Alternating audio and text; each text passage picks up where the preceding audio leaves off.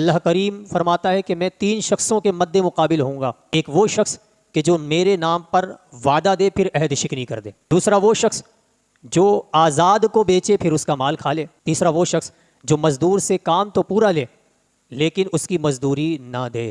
تو عہد شکنیاں جو کرتے ہیں انہیں بھی غور کرنا چاہیے، بات بات پر اپنے وعدوں سے مکر جاتے ہیں.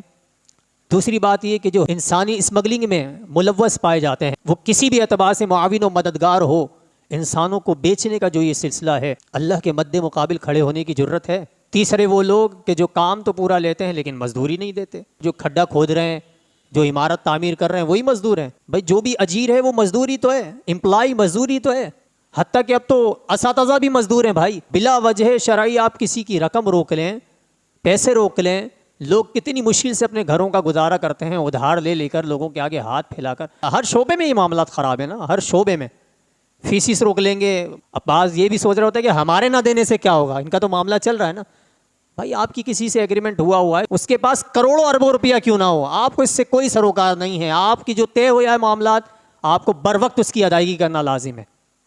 کریں اس کی ادائیگی، یا تو اس سے مہلت لے لیں